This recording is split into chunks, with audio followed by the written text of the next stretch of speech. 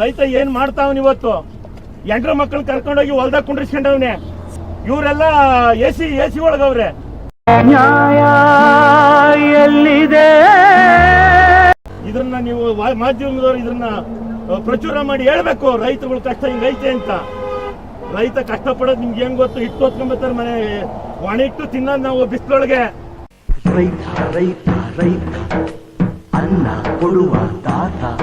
ಇಲ್ಲಿ ವಿಷಯ ಏನಂದರೆ ಹನುಮಂತಪುರ, ಕೋಡಿಪಾಳ್ಯ, ಬಿದಲೂರು ಈ 3 ಗ್ರಾಮಗಳಲ್ಲಿ ಅಕ್ವೈರ್ ಆಗಿದೆ ಅಂತ ಅಧಿಕಾರಿಗಳು ಹೇಳಿದ್ದಾರೆ. ಬಟ್ ಇಲ್ಲಿವರೆಗೂ ನಮ್ಗೆ ಯಾವುದೇ ರೀತಿ ನೋಟಿಸ್ ಆಗಲಿ ಗೆಜೆಟ್ ಆಗಲಿ ಎಲ್ಲೂ ಕೊಟ್ಟಿಲ್ಲ. ರಾತ್ರಿ ಗಿಡ ನೆಡ್ತಾವ್ರೆ. ನಾವು ರೈತರುಗಳು ರಾತ್ರಿ ಹೊತ್ತು ಗಿಡ ನೆಡೋಕ್ಕಾಗ್ತೈತಾ? ಆಗಲ್ಲ.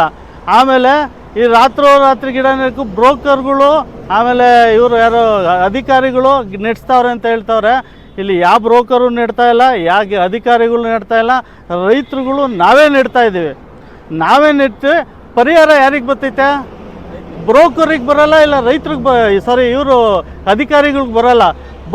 ಪರಿಹಾರ ಬರೋದು ಯಾರಿಗೆ ಹೇಳಿ? ರೈತರಿಗೆ. ಸೊ ನಾವು ನಮ್ಮ ಗಿಡನ ನಮ್ಮ ಜಮೀನಲ್ಲಿ ಯಾವ ಗಿಡ ಆದರೂ ನೆಡ್ತೀವಿ. ನೀವು KDB ಅಧಿಕಾರಿಗಳು ಕೇಳೋ ಹಕ್ಕೆಲ್ಲಿದೆ? ನಮ್ಗೆ ಯಾಕೆ ತೊಂದರೆ ಕೊಡ್ತಾ ಇದ್ದೀರಲ್ಲ? ಫಲವತ್ತಾದ ಭೂಮಿಗಳು ಅಂದರೆ ಸುಮಾರು 270 ಎಕರೆ ತೋಟ ಇದೆ ಇದರಲ್ಲಿ. ಆಲ್ರೆಡಿ ನಾನು EMಗೆ ಒಂದು ಮನವಿ ಕೊಟ್ಟಿದ್ದೀವಿ. ಒಂದು 6 ತಿಂಗಳಿಂದನೇ ಇಲ್ಲಿ 270 ಎಕರೆ ತೋಟ ಇದೆ ಅಂತ ನಾವು ಕೊಟ್ಟಿದ್ದೀವಿ. ಆಲ್ರೆಡಿ ಇದೆ ಅಲ್ಲಿ ರೆಕಾರ್ಡು. ಸೊ ಫಲವತ್ತಾದ ಭೂಮಿ ಇವ್ರು ಅಕ್ವೈರ್ ಮಾಡೋಕ್ಕೆ ಬರೋಲ್ಲ. ಎರಡನೇದಾಗಿ ತಿಪ್ಕೊಂಡಳ್ಳಿ ಕ್ಯಾಶ್ಮೆಂಟ್ ಏರಿಯಾ ಬರ್ತೈತೆ. ಕ್ಯಾಶ್ಮೆಂಟ್ ಏರಿಯಾ ಬಂದಾಗ ಝೋನ್ 2, ಝೋನ್ 3. ಆ ಝೋನ್ 3ನಲ್ಲಿ ಯಾವುದೇ ರೀತಿ ಗೆಜೆಟ್ ಇದೆ ನೋಡಿ. ಇಲ್ಲಿ ಆ ಗೆಜೆಟ್ನಲ್ಲಿ ಇವ್ರು ಯಾವುದೇ ರೀತಿ ಝೋನ್ 3ನಲ್ಲಿ ವ್ಯವಸಾಯ ಬಿಟ್ಟು ಯಾವ ಕೈಗಾರಿಕೆನೂ ಮಾಡೋಕ್ಕೆ ಬರೋಲ್ಲ ಅಂತ ಒಂದು ಅವರೇ ಗೆಜೆಟ್ನಲ್ಲಿ ಮಾಡಿದ್ದಾರೆ. ಅದನ್ನು ಯಾಕೆ ಅವ್ರು ವಿರೋಧ ಮಾಡ್ತಾ ಇದ್ದಾರೆ? KDB ಬಗ್ಗೆ ನನಗಿಂತ ಹೆಚ್ಚಿಗೆ ನಿಮ್ಗೆ ಗೊತ್ತಿದೆ. ಅವ್ರೇನೇನು ಅವ್ಯವಹಾರಗಳು ಮಾಡ್ತಾ ಇದ್ದಾರೆ. ಇದು KIADB ಅಲ್ಲ, ಇದನ್ನು ಚೇಂಜ್ ಮಾಡಬೇಕು. ಕರ್ನಾಟಕ ಇಂಡಸ್ಟ್ರಿಯಲ್ ಡೆವಲಪ್ಮೆಂಟ್ ಬೋರ್ಡ್ ಬದಲು Karnataka political and officers development board ಅಂತ ಮಾಡಿಬಿಟ್ರೆ ತುಂಬ ಚೆನ್ನಾಗಿರ್ತೈತೆ. ಯಾಕೆ ಹೇಳಿ? ಬರೀ ಅವರೇ ಡೆವಲಪ್ ಆಗ್ತಾ ಇರೋದು, ರೈತರನ್ನ ಹಾಳು ಮಾಡ್ತಾ ಇದ್ದಾರೆ. ರೈತರನ್ನ 3-4 ತಲೆಮಾರು ಇರೋವಂಥ ಜಮೀನುಗಳನ್ನ ಕಿತ್ಕೊಂತವ್ರೆ. ಇಲ್ಲಿರೋದೆಲ್ಲ ಅರ್ಧ ಎಕರೆ, 1 ಎಕರೆ, 10 ಗುಂಟೆ ಇರೋ ಜಮೀನನ್ನ ಕಿತ್ಬಿಟ್ಟು ಅವ್ರು ಎಲ್ಲೋಗ್ತಾರೆ. ನಮ್ಮ ಜಮೀನಲ್ಲಿ ನಾವು ಕುಣಿ ತೆಗೆದು ನಾವು ಸೊಸೆ ಹಾಕೊಂತೀವಿ. ಮಳೆಗಾಲ ಇವಾಗ ನಾವು ಬೇಸಿಗೆ ಕಾಲದಲ್ಲಿ ಆಗ್ತಾ ಇಲ್ಲ. ಅರ್ಧ ರಾತ್ರಿ ಯಾರು ಲೈಟ್ ಇಟ್ಕೊಂಡು ಆಗ್ತಾ ಇಲ್ಲ.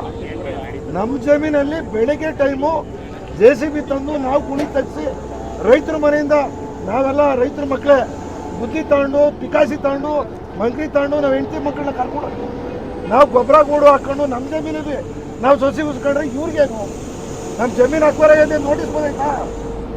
ಪೇಪರಲ್ಲಿ ಹಾಕಿದ್ದೀರಾ? TVನಲ್ಲೇನು ಅಕ್ರಮವಾಗಿ ಸೊಸಿ ಉಣ್ತಾರೆ, ಅಧಿಕಾರಿಗಳು ಶಾಮೀಲ್ ಆಗ್ಬಿಟ್ಟವ್ರೆ, ಇದೆಲ್ಲ ಮಾಡ್ತಾರೆ, ಅದೆಲ್ಲ ಮಾಡ್ತಾರೆ ಅಂತ ಎಲ್ಲ ತೋರಿಸ್ತೀರಾ. ನೀವೇ ಹೇಳಿದ್ರಿ ಏನಂತ?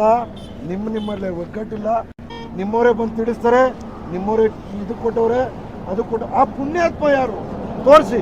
ಇಷ್ಟೊಂದು ಜನ ರೈತರಿದ್ದೀವಿ, ಅವ್ರ ಮನೆ ತಗೋಗೋಣ, ಕೇಳ್ತೀವಿ ನಾವು ಒಂದು ಮಾತು.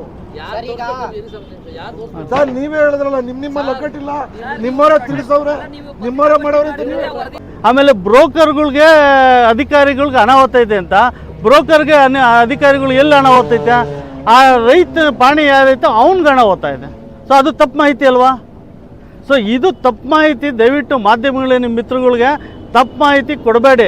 ಇದರಿಂದ ರೈತರಿಗೆ ಭಾರಿ ತೊಂದರೆ ಆಗ್ತಾ ಇದೆ. ನೀವು ಎಂತೆಂಥ ಹಗರಣಗಳನ್ನೆಲ್ಲ ಈಚೆಗೆ ತಂದು ಸಮಾಜಕ್ಕೆ ಒಳ್ಳೇದು ಮಾಡ್ತೀರಾ.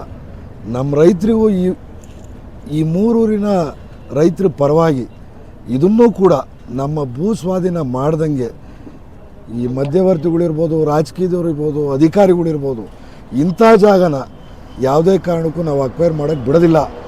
ನಿಮ್ಮ ಸಪೋರ್ಟು, ನಿಮ್ಮ ಸಹಾಯ ನಮಗೆ ತುಂಬ ಬೇಕು ಅಂತ ತಮ್ಮಲ್ಲಿ ಕೇಳ್ಕೊತೀವಿ.